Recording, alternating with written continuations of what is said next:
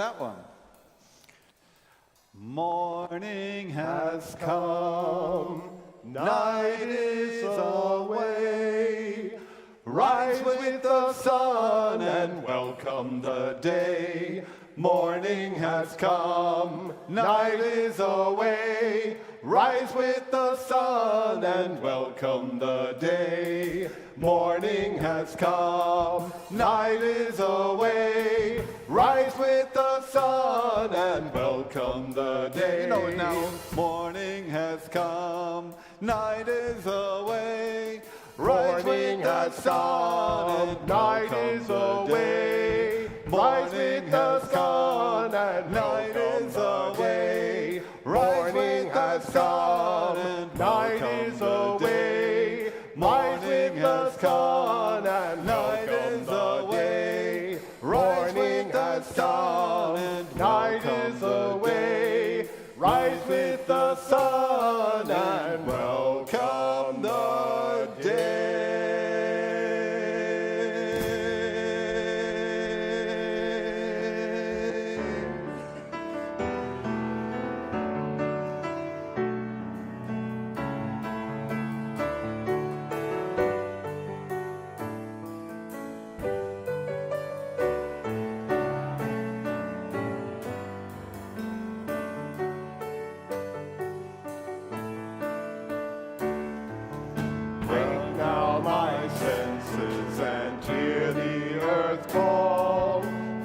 The deep power of being in all.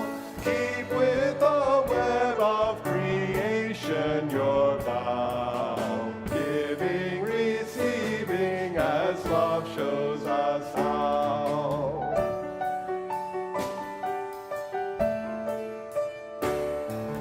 Awake now my senses, reach out to the new.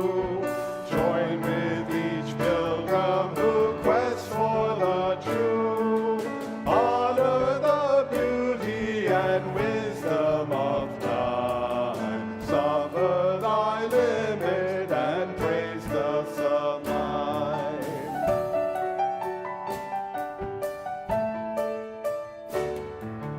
Wake now, compassion, give heed to the cry.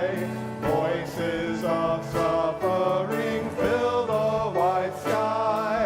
Take as your neighbor, both stranger and friend, praying and striving their hardship to end.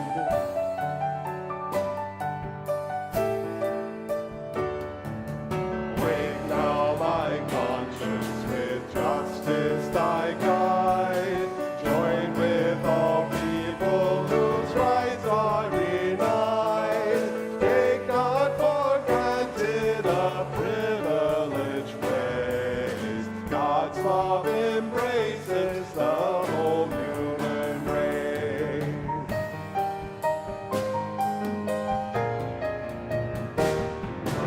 Wake now, my vision of ministry clear.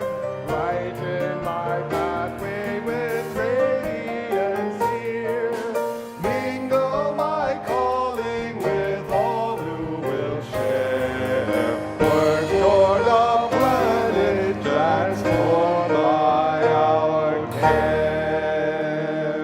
Please have a seat.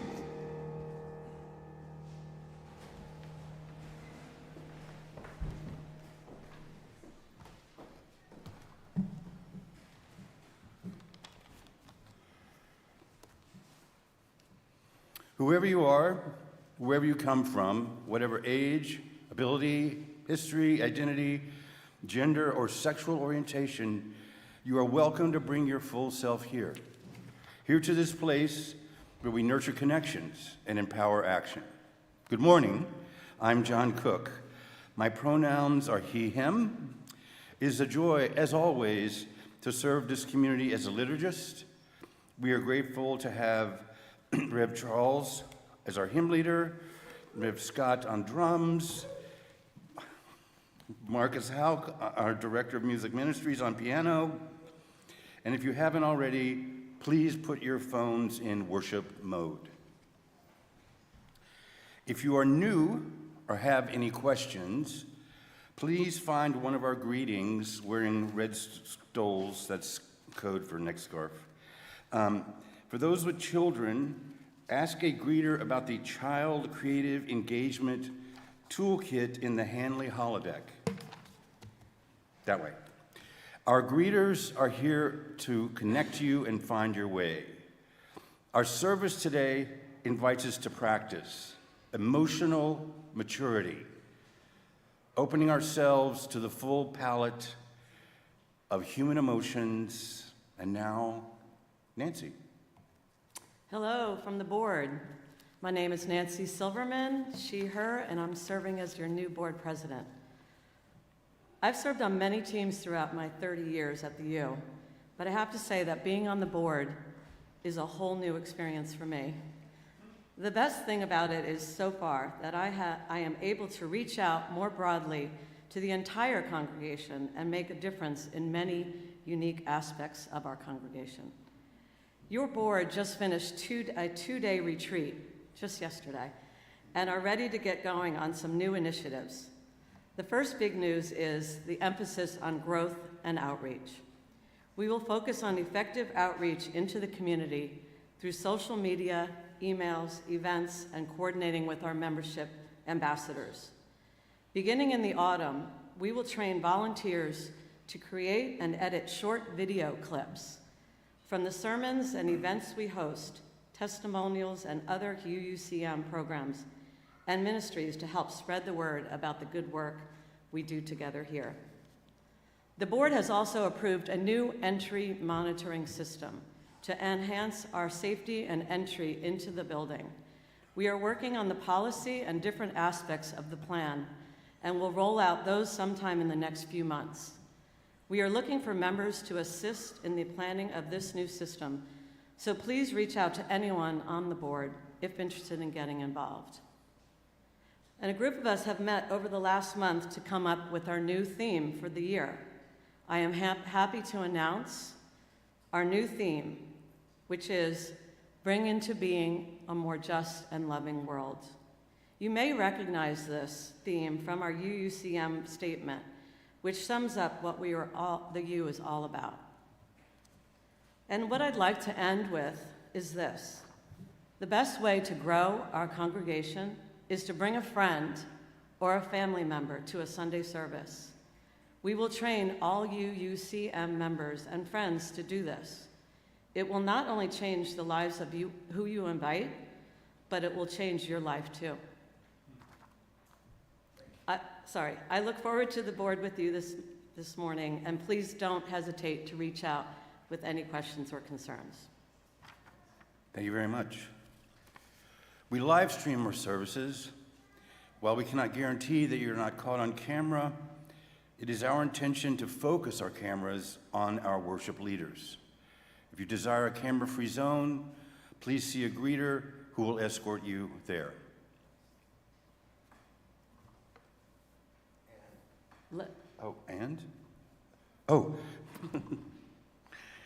Let us reach out to a few folks near us and offer them welcome and love.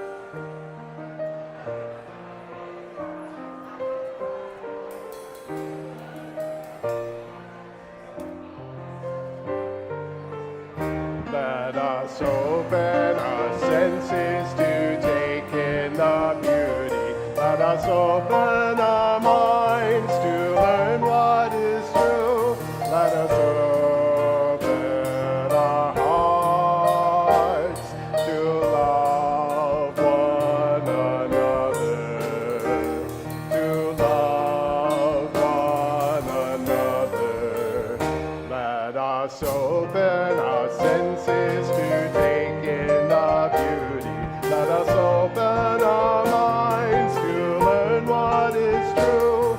Let us open our hearts to love one another, to love one another.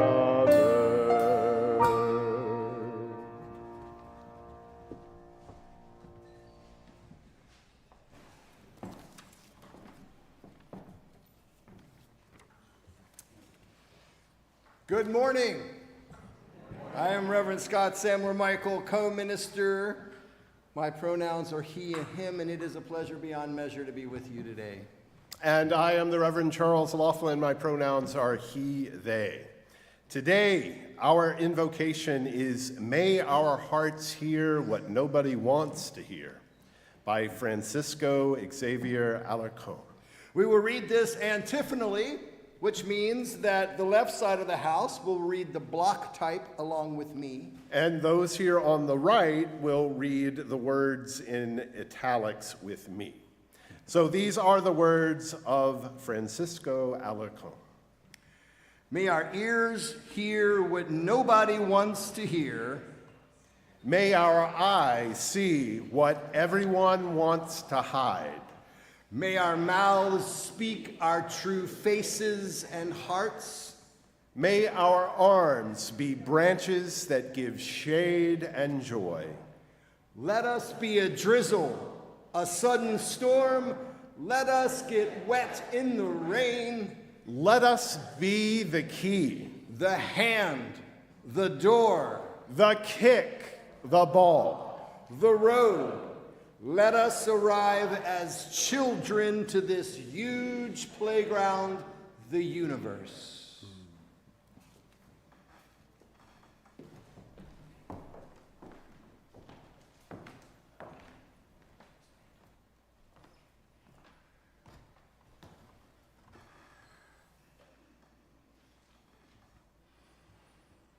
May our arms be branches of giving shade and joy. Let us take for a moment time to thank those who have gathered, who have made a community. Special thanks to Ray Dumont for creating our chancel display. Let's celebrate with applause and sounds of joy for all of those who are making this gathering possible. Our custodian, greeters, ushers, tech team, teachers, Connection Cafe facilitators, and worship leaders. Thank you.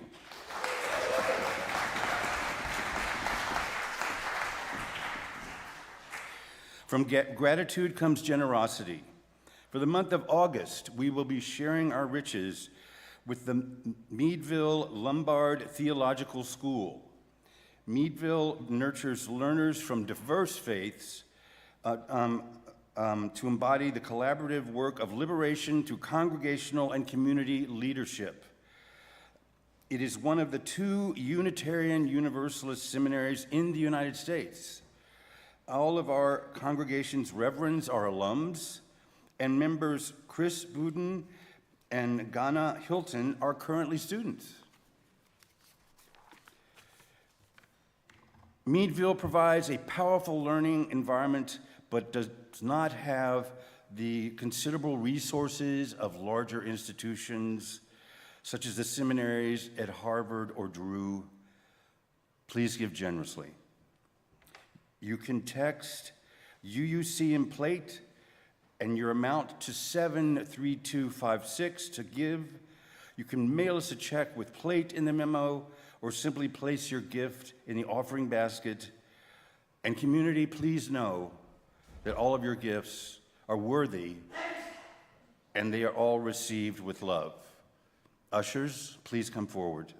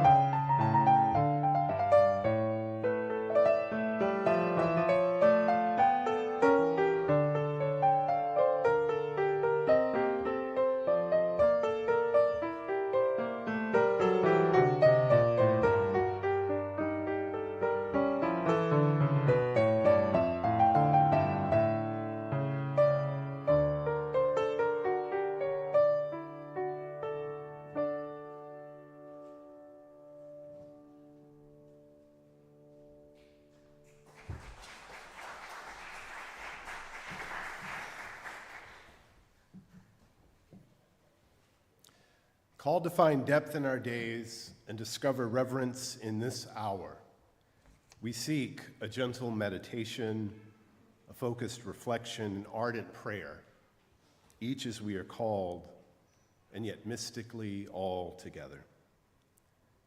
And we enter into this space by hearing the lamentations, the requests, the remembrances of our community. Let us hear one another to heal one another. We light this candle for member Reverend Jan Carlson Bull's brother, Jeff White. Jeff succumbed to a heart attack at home in Bryn Mawr, Pennsylvania this past Sunday. Thankfully, his wife Donna was with him, and she was joined later by their adult children, Tenny and Todd. Jeff White died peacefully this Tuesday, and Jan adds, "It was through Jeff and Donna that I first experienced Unitarian Universalism. Jeff and then Donna were there for me and then for my family at our highest of points and lowest of points. With this candle, we ask for peace and remembrance." We light this candle for our lead custodian, Dawn Coleman. Dawn has experienced some surprising medical challenges, and although she had a hospital visit, she's on the mend now. And you know Dawn always loves to hear from each and every one of you, so please let her know that we are thinking of her. Deborah Ann Trabolti and family light a candle in remembrance of her very close friend, Rob Kahn. Rob died at 5:09 p.m. on Friday, August 15th, after a long battle with a blood infection.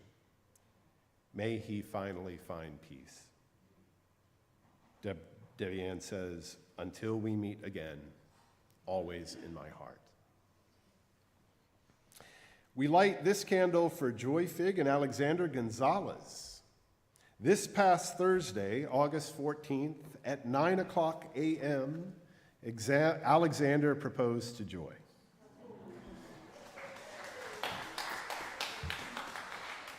And here is what Alexander said. "I love you. You have been a dream and more come true. Your constant heart of dedication and service to others is what I initially fell in love with. As every day passes, I fall more and more in love with you. Thank you for being you. Cheers to forever." So we light this candle in congratulations and joy for Alexander and Joy. And joy. And we also light this final candle, and it is for the joys and sorrows that are deeply felt here in this room, but have not been spoken aloud. May we hold this silence as this silence holds us.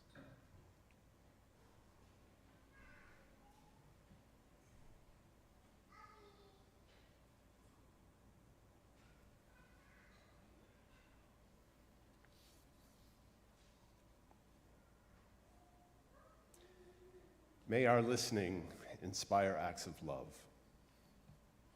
Please join me in a common embodiment of reverence. This is a prayer for the courage to feel everything by Rich Orloff. As I begin another moment of prayer, worn out from all my unanswered prayers for inner peace, I hear I've been asking for the wrong result. So instead, I should pray for this. Give me the courage to feel my pain.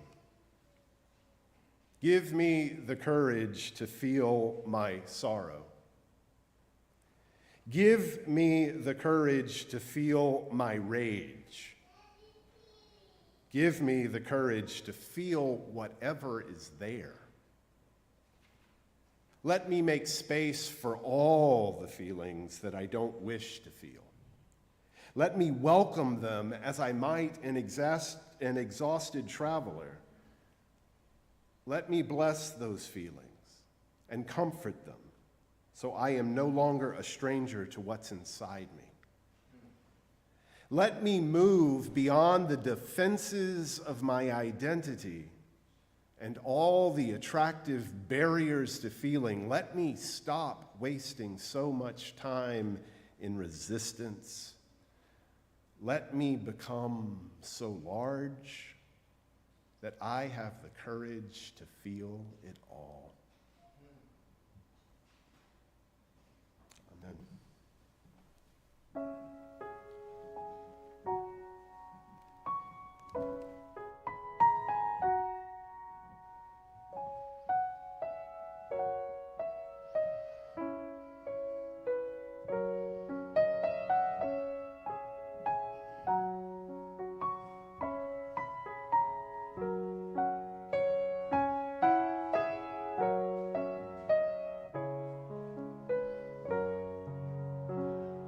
Open my heart to all that I seek.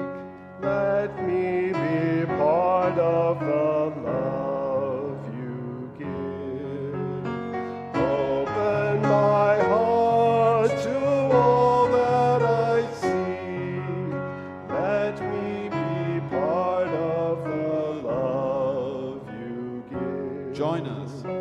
Open my heart to all that I seek. Let me be part of the love you give. Open my heart to all that I seek. Let me be part of the love you give.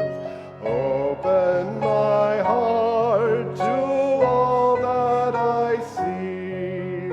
Let me be part of the love you give. Open my heart to all that I seek. Let me be part of the love you give.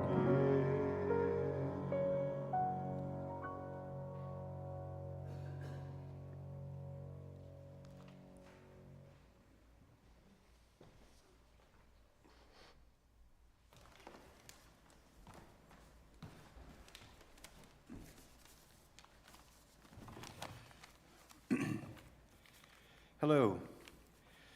Today's reading comes from Dancing in the Streets, A History of Collective Joy by Barbara Ehrenreich. Ehrenreich cites language many now find offensive. She does so to drive home the elitism and supremacy rampant in European colonial worldviews, to show how these horrible ideas live on today. She states, by the 18th century, anthropologist Anne Stoller writes, quote, strong parallels were made between the immoral lives of the British underclass, Irish peasants, and the so-called primitive ways of Africans, close quote. Europeans also saw parallels between their own lower classes and Native Americans. Savage slaves be in Britain here, as any you can show me there, a member of Parliament offered. A colonial Frenchman quipped, you don't have to go to America to see such rabble. And who were these people whose revels disrupted whole cities during Carnival in Germany, France, England, and Spain? Their fellow citizens, the peasants and the urban poor. The respectable folks did their best to stay indoors during these times of collective joy. When the phenomenon of collective ecstasy entered the colonial European mind, it was stained with feelings of hostility, supremacy, contempt, and fear. Group ecstasy was something others experienced, natives or lower class Europeans. In fact, the capacity for abandonment, for self-loss in rhythms and emotions of the group was a defining feature of the uncivilized other, signaling some fatal weakness of mind to those who embraced white supremacy. Indeed, time after time, the crowning achievement of colonial, upper-class, Western male minds was often proclaimed as its ability to resist the contagious rhythm of the drums, to wall itself up in a fortress of ego and rationality against the seductive wildness of the world.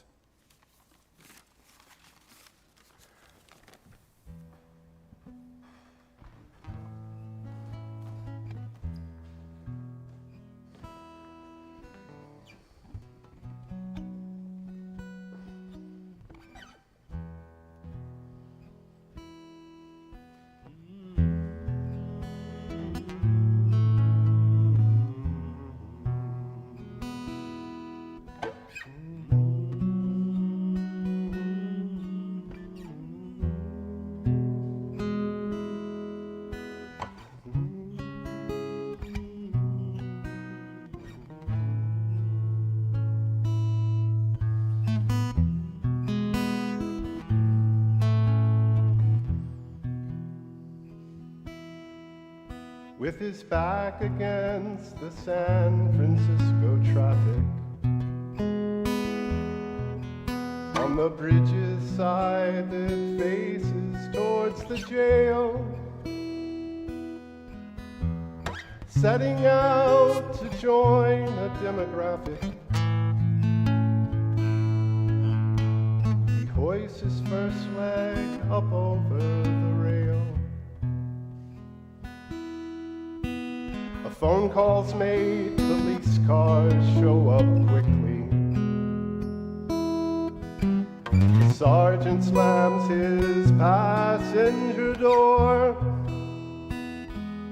He says, "Hey son, why don't you talk through this with me? Just tell me what you're doing it for."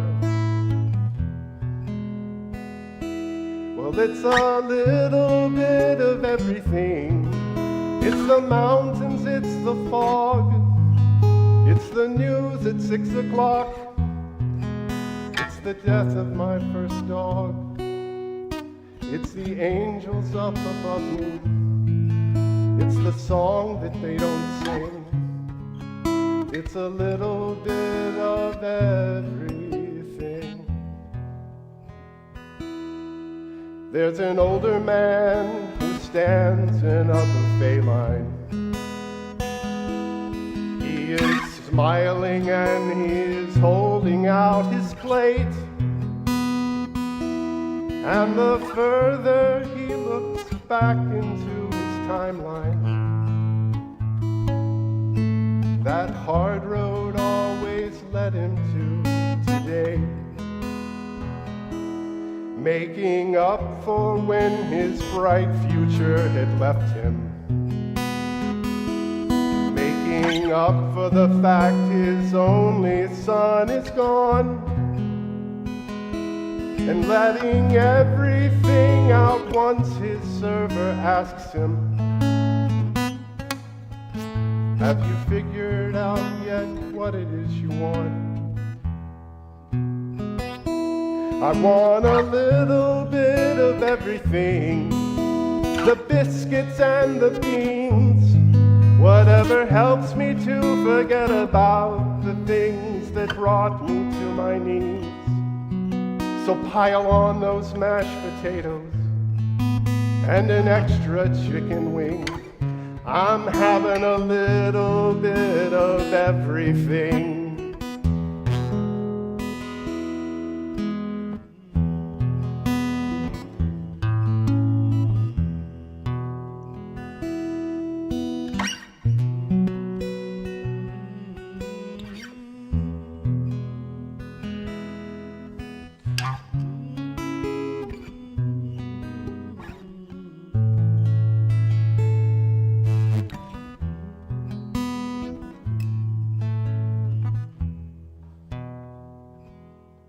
Somewhere a pretty girl is writing invitations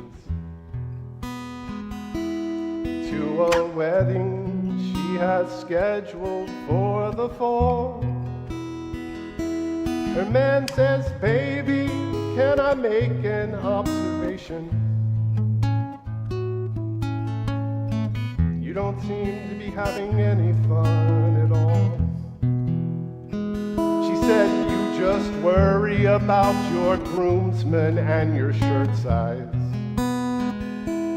Rest assured that this is making me feel good. I think that love is so much easier than you realize. If you can give yourself to someone, then you should. Oh, it's a little bit of everything. It's the matador and the bull. It's the suggested daily dosage. It's the red moon when it's full. All these psychics and these doctors, they're all right and they're all wrong. It's like trying to make out every word when they should simply hum along. It's not some message written in the dark or some truth that no one sees. It's a little bit of everything.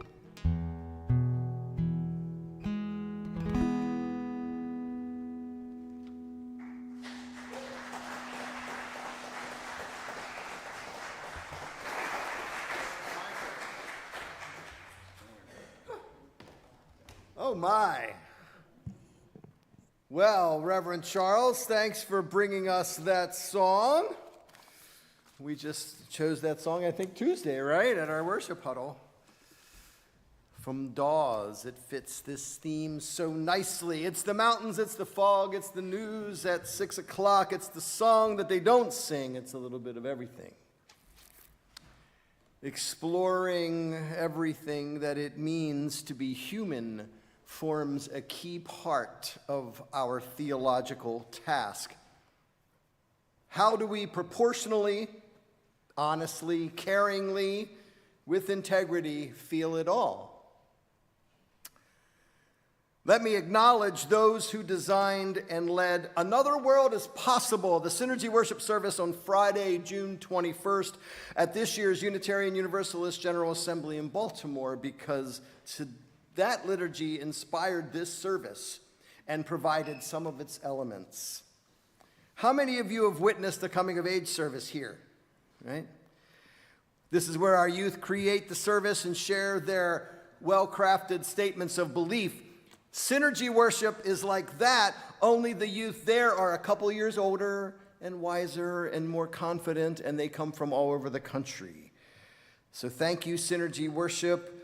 And this year, that worship included our own Emerson Wadnick as he was bridging. These youngsters are wise and emotionally literate, I discovered. Our culture sadly lacks this emotional literacy, those safe pathways to appropriately feel it all. We are deeply emotional beings. Our emotions will stir us always somehow. We cannot thrive by stifling them. But sadly, the modern age is built upon an erroneous assumption, called by some, including myself, Descartes' error. Seeking to prove the existence of God, French philosopher René Descartes in 1637 claimed, "I think, therefore I am." Descartes thereby elevates just one aspect of our humanity as supreme, conceptual thought. But we have learned that what we think is not so universal. You and I and she and they have diverse understandings about what any word means. Let me demonstrate. Consider what you might label as scary. Think about it for a moment. Scary. Scary. Now, just speak your result aloud. What do you think is scary? Just say it.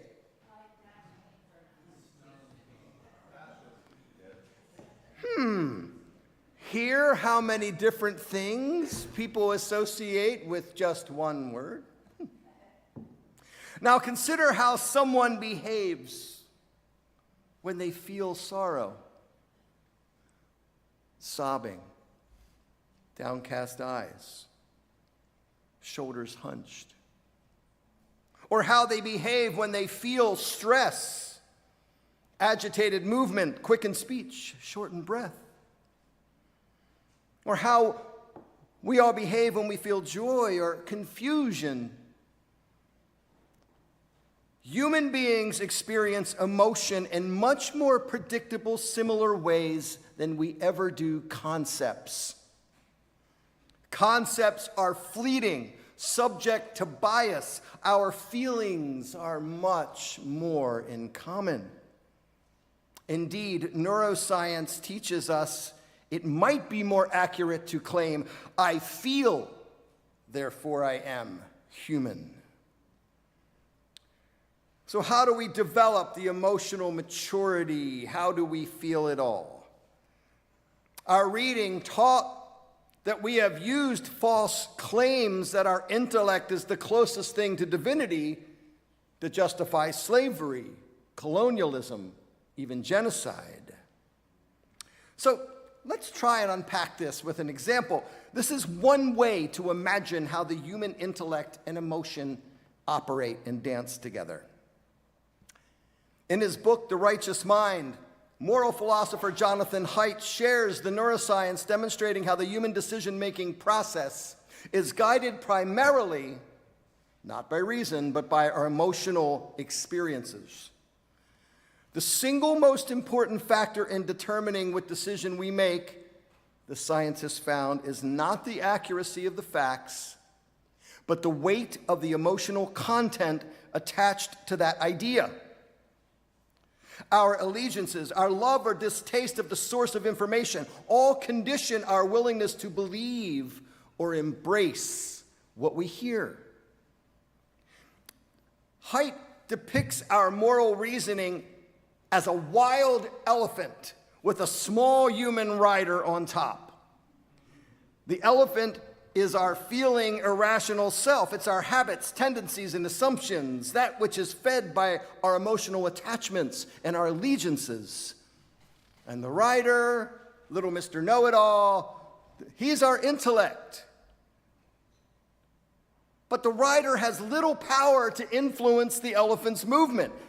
In fact, he's best thought of as the elephant's spin doctor, arguing why the elephant is going that way and why it's the right way to go. The rider exists to serve the elephant. The rider works hard from that perch to convince everyone that he's in charge. But the elephant, our emotions, our will, they go where they please. And nevertheless, the rider assures everyone, I always wanted the elephant to go over there. And we believe what the rider says because we want to believe we are in complete control. We're not. Irrational minds are often used more for justifying what we have already done or that to which we have already allied ourselves than it is for discovering the right thing to do in the first place. This is why we must craft appropriate pathways to feel it all. Find places that welcome your full self here. Our culture has a difficult time letting go of the presumption that we can build a better world by shutting off our emotions, as if that were possible. But our culture still likes to proclaim this. We have all witnessed or been tested by those who swear they are only operating on cold, hard reason, as the veins pop out of their necks, or their knuckles turn white gripping the lectern, or their health withers from the ravages of stress and denial, from the stifling of their own hearts. I once witnessed a man screaming, "No one cares about science!" as he turned a shade of purple that I knew was not healthy. "I'm not the one emotional here!" He screamed, and then he collapsed onto the floor. He was all right, thank goodness. But like so many of us, he forgot that the word emotion contains the word motion. Our emotions move us, they move through us. If we do not honor that full palette of our humanity, our emotions will eat us away and emerge in unhelpful or antisocial ways.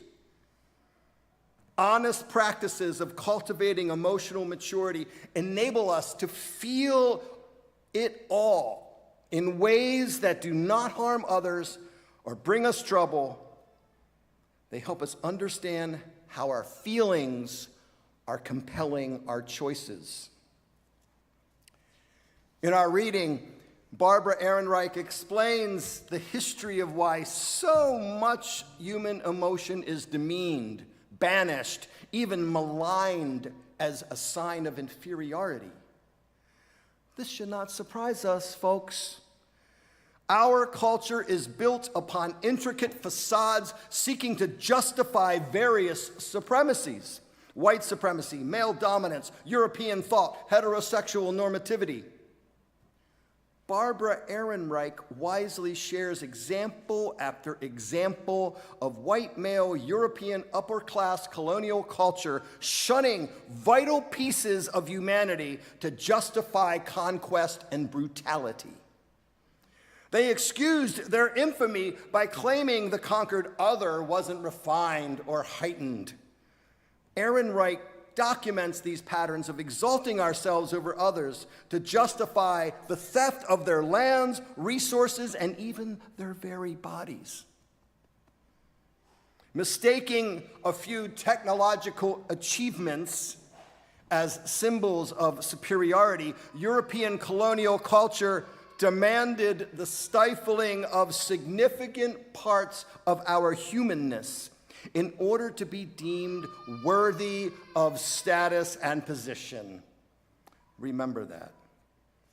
Anytime people today demand that others stifle their emotional truth, this is a sick legacy of racism and terror stalking among us.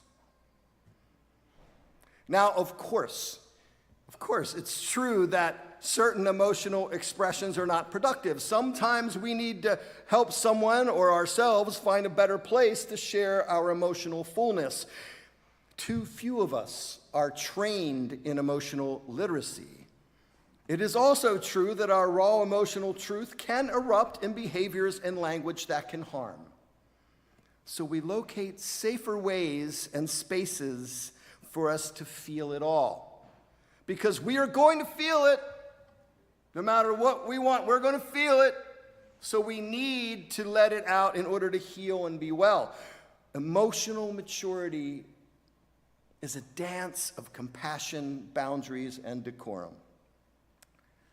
Now today, because of the state of the world, you may hear people say, if you're not angry, you're not paying attention. Our nation in particular asks us,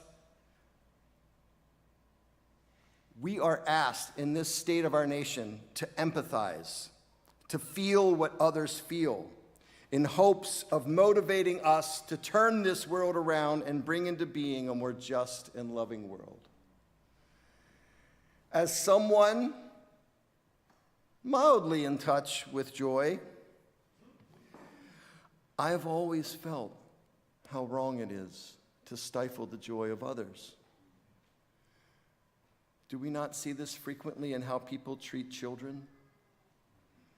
How do we invite a deeper connection to our full humanity? Let us make space for all the feelings we don't wish to feel. Let us welcome them as we might an exhausted traveler. Grant us the courage to feel it all. Today's reading also reminds us how technology and science can be used as tools of oppression. Recall eugenics, the scientific racism that emerged during the late colonial era. This phony science was crafted to justify the slavery and the theft already well underway. They knew what they were doing was wrong, so they created phony science to feel better about themselves. Scientific racism falsely claims we can measure why one group is superior and therefore justify oppression, apartheid. Science, untempered by emotional maturity and intellectual honesty, has been used throughout history to justify all manner of depravity. The demand to stifle our emotions is central to that horror. As Aaron Reich teaches, science was used to deny collective joy. The supremacists claim only those who could resist the beat of the drums and the lure of the dance are those who should rule over us. And I can't help but ask, how on earth is that going?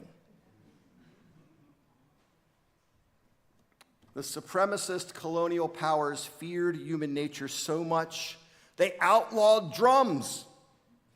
They feared the frightful din. Yes, drumming is an act of resistance. The British routinely outlawed drums and dancing. The English conquerors really feared kirtan, the long-lasting chants of certain Hindu peoples in India. Using just a simple melody and a short phrase, kirtan chants can go on for hours with the same 4 lines. U.S. forces occupying Cuba in 1902 outlawed any drum of African origin. South Carolina and other slave states outlawed all drums that weren't part of the military. Yet, look over there at the modern drum set. The bass drum, the cymbals, cowbells, hand drums, tambourines, they all have origins outside of Europe. Perhaps this is why the drum set itself was banned from so many predominantly white denominations well towards the end of the 20th century. In many churches, there were unspoken but always obeyed rules banning drums from worship. Folks tried to legitimize a heartless theology in part by claiming the holy wants nothing to do with all that racket, thereby banishing which is likely the most ancient form of music outside of the human voice, the drum.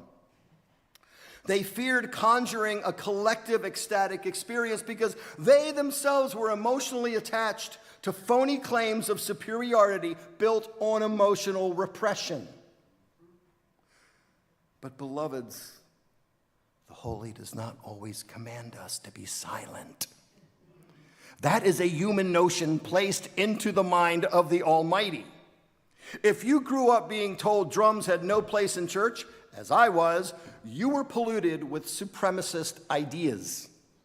Those who kept drums from worship perpetuated those ideas. That is why drumming is holy resistance. And that is why we should yearn to feel it all. If you think I'm taking this seriously, well, I am because I'm a drummer, right? Of course I'm taking this seriously. But drumming is one of the most efficient ways to build community. It brings us together in ways beyond language, ways our bodies commune directly with the Spirit without being told what to think about it, with the meddling of old-fashioned and destructive ideas. Drumming is in itself an act of transgression against white supremacy. And a 2010 study found that the congregations that are growing the fastest are those that have drums in worship. Just saying, y'all.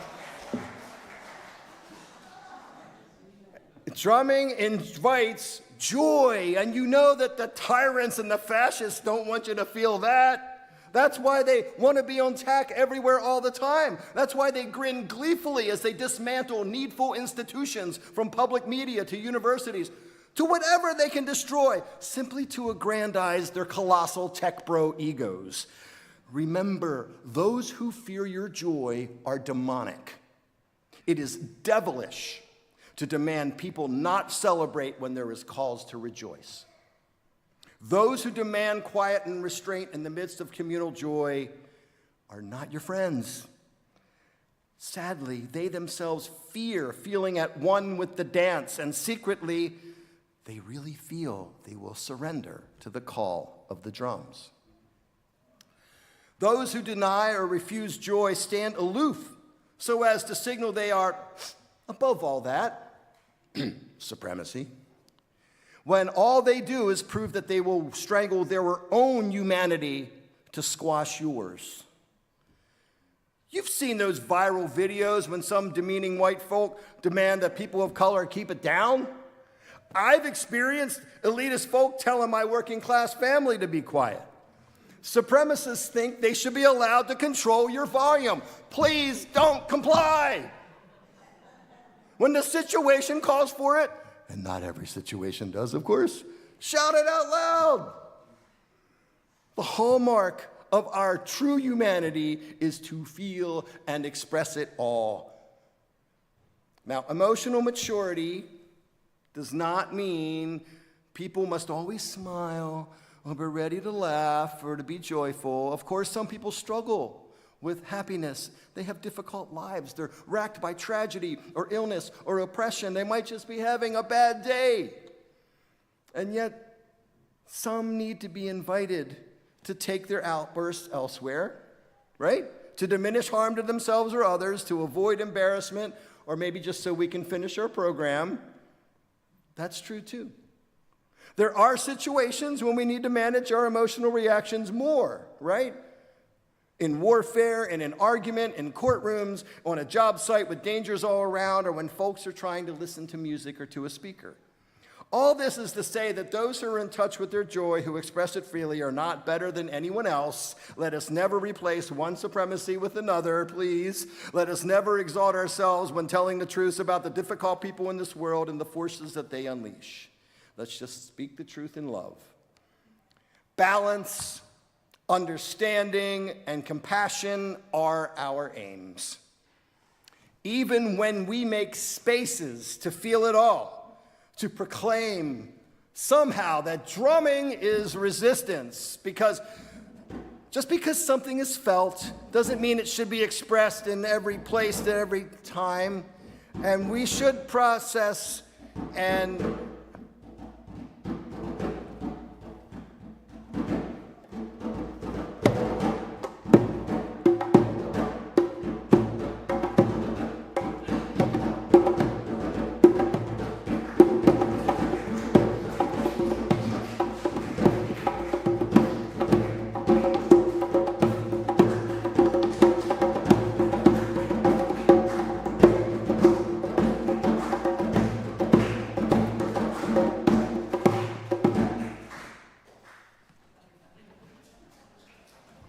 thank you, Marcus, for inspiring me and helping me succumb to the lure of the dance. We feel, therefore we are human. Beloveds, know the history of the very preferences that we have internalized because of this inheritance of our culture. Whether it's the demand to be quiet or not to play drums or to leave our feelings at the gate, all of these demean us and diminish our humanity, and in so doing, they are unholy. Instead, let us feel it all, because emotional maturity is key to justice, to mental health, to spiritual depth, and human thriving. So, feel it all in the best and most appropriate ways you can. Amen. And now let us practice what we preached. We'll sing a song of joy from none other than Ludwig von himself.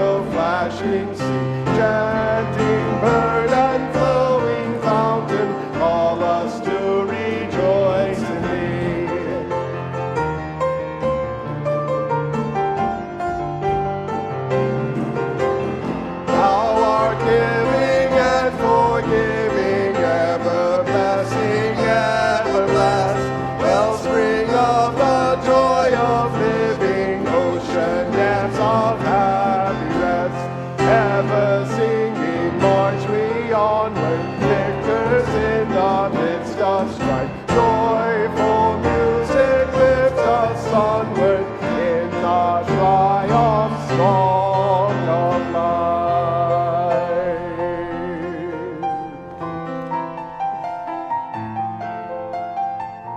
As I begin, sorry about that. That was you. Grow this congregation by inviting people to come here with you next Sunday and every Sunday. We'll give you training for that. Beloveds, another world is possible. So we pray. Give us the courage to feel our pain. Give us the courage to feel our sorrow, our rage, the courage to feel whatever is there. Remove all the attractive barriers to feeling. Let me become so large that I have the courage to feel it all. Never let them silence your joy. Develop pathways of emotional maturity to help you and those around you thrive. Feel it all when it comes, when it can, where you should, but feel it. And the liberation giving permission to your full humanity. And share that liberation with all the world. Now let us share in our unison chalice extinguishing. Has ended. Let our service begin. Go in peace, go in joy, go in love.